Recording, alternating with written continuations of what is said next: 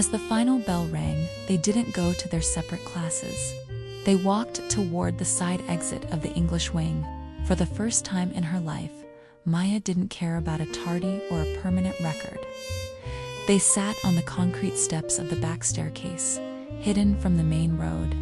Leo pulled out his wired earbuds, untangling them with hands that were finally still. He handed her the left one. As the music started, the same low, hazy indie beat from Friday, Maya leaned her head on his shoulder. No father, no jocks, no perfect Maya, just two people and a song. "You're going to get in so much trouble," Leo whispered, though he was smiling. "I know," Maya sighed, closing her eyes and breathing in the scent of his old hoodie.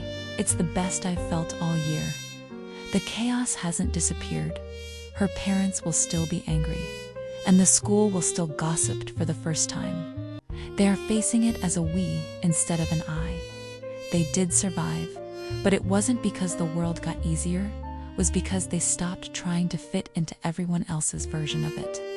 After the hallway showdown, Maya's parents tried to tighten their grip, but you can't lock a door once someone has already tasted the fresh air. Maya made a deal. She would keep her grades up and stay on the path to university, but her time was hers. Their first date wasn't at a fancy restaurant or a movie theater. It was perfectly chaotically them. The first date, the in-between carnival, Leo wanted it to be special, but Maya wanted it to be private.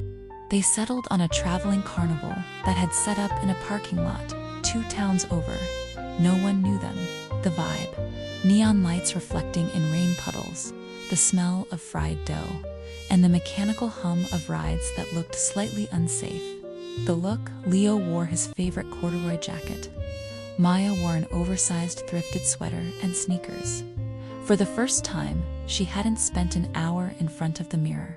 The highlight, the Ferris wheel. They ended up on the Ferris wheel at 10 p.m. As the bucket swung at the very top, the operator stopped the ride to let people on at the bottom. They were stuck, suspended between the black sky and the glowing carnival lights. Leo was nervous, fidgeting with a small box in his pocket. "I got you something, to replace the one that got ruined." He handed her a new notebook. The cover was plain navy blue, but when she opened the first page, he had written, "For the girl who runs into the woods." "I haven't drawn anything in it yet," Leo said, looking away bashfully. "I thought we could fill it together." Maya didn't say anything.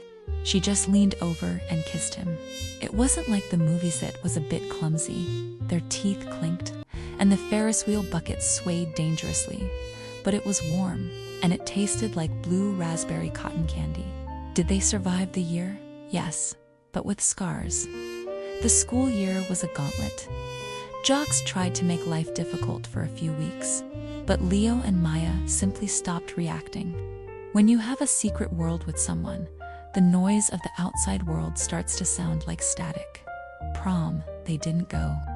Instead, they went back to the bus stop where it all started, dressed in thrift store formal wear, and danced to a playlist Leo made called The Escape, Graduation. Maya's parents finally sat down for dinner with Leo. It was awkward and tense, but Maya held Leo's hand under the table the entire time. Her father saw it and finally realized that his daughter wasn't drifting. She was growing up. The ending, the departure, the real test came in August. Maya was headed to a university 4 hours away.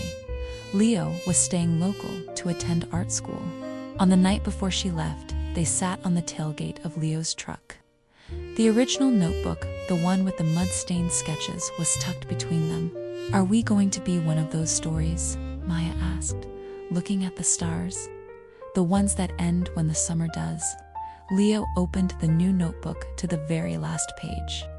He had finally drawn something, a sketch of the two of them on the bus. "Every story has chapters. We're just finishing the prologue.